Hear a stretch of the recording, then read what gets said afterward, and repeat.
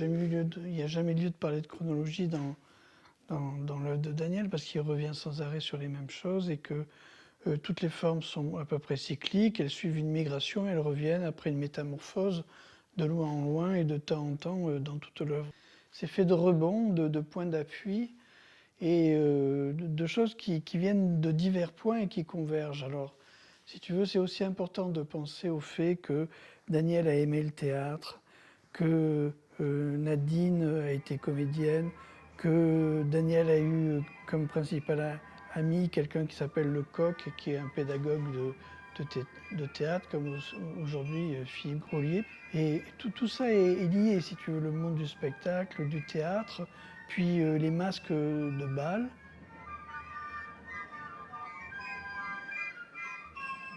Donc le travail du papier mâché, ces masques si fascinants du carnaval de Bâle sont présents, le cirque est présent, le théâtre est présent. Il y a tout ça qui amène le fait qu'on puisse passer de quelque chose qui est si tu veux, de l'ordre du papier et du dessin à une feuille qui épouse un visage ou un corps. Ça devient le masque, et puis ça c'est le papier mâché, c'est l'enveloppe, c'est ce que tu vois là. Tu vois, tout ça est lié dans la logique des matériaux.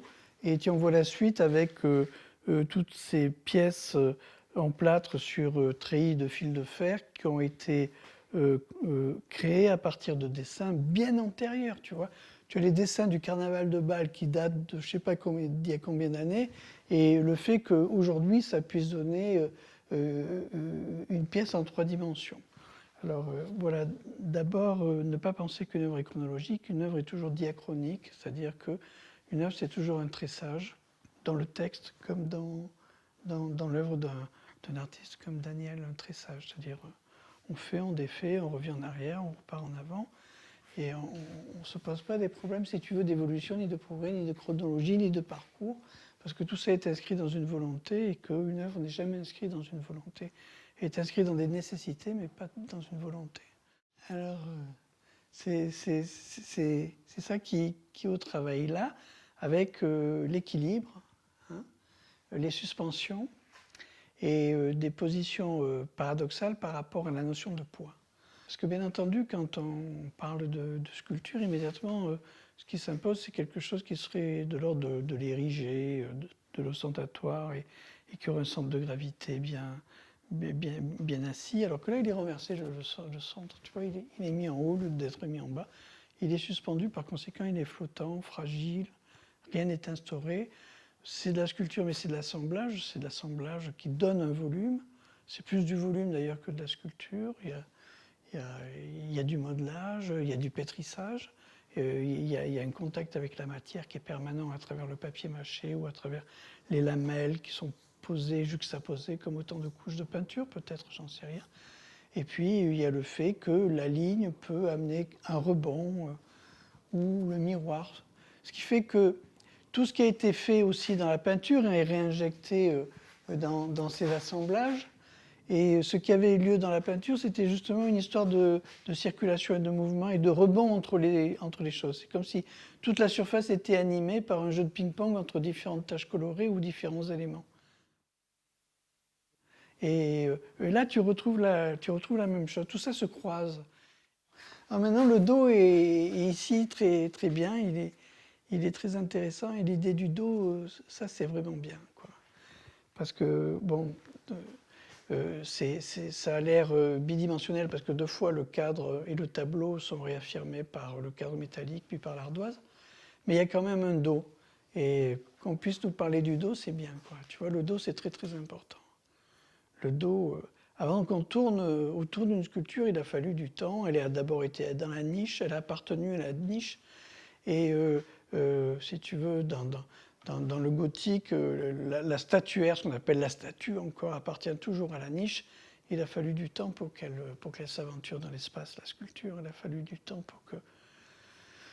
pour qu'on commence vraiment à tourner autour d'elle et qu'on s'aperçoive qu'en tournant autour d'elle, il pouvait se passer beaucoup de choses et beaucoup de rencontres et des choses les plus inattendues et qu'elle pouvait se métamorphoser en tournant autour d'elle comme on peut rencontrer le loup au coin du bois, c'est-à-dire quelque chose de tout à fait inattendu, tu vois. Voilà. Alors le Do, c'est une belle histoire.